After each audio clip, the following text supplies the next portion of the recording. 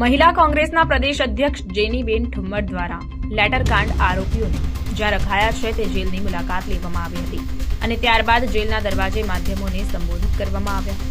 અત્રે ઉલ્લેખનીય છે કે આ સમગ્ર ચર્ચાનું કેન્દ્ર સ્થાન એવી દીકરી પણ અત્યારે જેલમાં જ બંધ હોય તેને બહાર લાવવામાં તમામ રાજકીય પક્ષોને સરકારી તંત્ર દ્વારા પ્રયત્ન થઈ રહ્યા છે। સમગ્ર ગુજરાતમાં ચર્ચાનું કેન્દ્ર બનેલ મધ્યમ વર્ગીય કોમ્પ્યુટર ઓપરેટર દીકરીને આરોપી બનાવવાની ઘટનાના ઘેરા પ્રત્યાઘાતો પડ્યા છે। ત્યારે આ મામલે પ્રથમથી જ મોખરે રહેલા ગુજરાત પ્રદેશ કોંગ્રેસના મહિલા અધ્યક્ષ જેનીબેન ઠુમ્મરે પીડિત દીકરીના પરિવારની મુલાકાત લીધી હતી અને જ્યાં સુધી આ દીકરી સન્માનભેર પોતાના ઘરે પરત ન આવે ત્યાં સુધી પીડિત પરિવારના ઘેર દીકરી તરીકે રહેવાનો નિર્ણય જાહેર કરતા સમગ્ર મામલે તંત્ર બેકફૂટ આવી રહ્યું છે તેમ દેખાઈ રહ્યું છે। કાર્યવાહી થાય તે ખૂબ જ જરૂરી છે।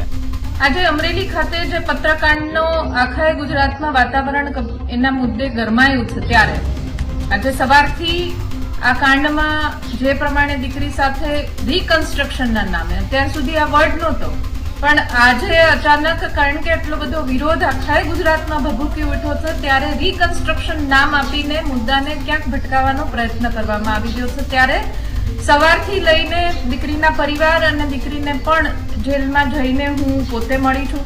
એની સાથે જે ઘટનાઓ થઈ રાત્રે 12:06 એની ધરપકડ ઘરેથી કરવામાં આવી, જે પ્રમાણે રિકન્સ્ટ્રક્શનના નામે પ્રેસ કોન્ફરન્સના નામે અને બીજા ત્રીજાના નામે એની પજવણી કરવામાં આવી છે। ભારતીય જનતા પાર્ટીના બીજા 3 કાર્યકર્તાઓ તો ભારતીય જનતા પાર્ટીના પણ નાગરિક તરીકે એમણે પણ એમની વ્યથા ઠાલવી, એમના સગા સ્નેહીજનોએ જેલમાં વ્યથા ઠાલવી કે અમને પણ વકીલો મળતા નથી। એટલે તમે વિચાર કરો કે ભારતીય જનતા પાર્ટીના શાસનમાં ભારતીય જનતા પાર્ટીના કાર્યકર્તાઓ પણ સુરક્ષિત નથી ને પ્રજા તરીકે આપણે આપણા રક્ષણની ક્યાંક આશા રાખીએ છીએ એ હું માનું છું ત્યાં સુધી ઠગારી નીવડે એ પ્રકારનો આ કિસ્સો છે।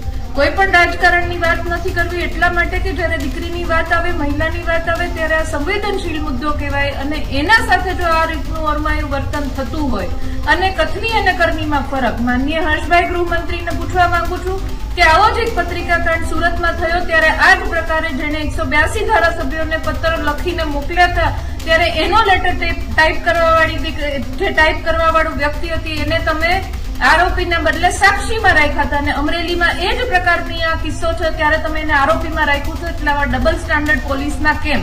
એટલે રિકન્સ્ટ્રક્શનના નામે આવું કોઈ ઘટના સરઘસ નથી નીકળ્યું, એના નામે માનનીય આરોગ્ય મંત્રીને જો આવું કહેવું પડે કે આવું કોઈ સરઘસ નથી નીકળ્યું તો શરમજનક કહેવાય। માનનીય આરોગ્ય મંત્રી શ્રી અહીંયા સરઘસ નીકળ્યું છે।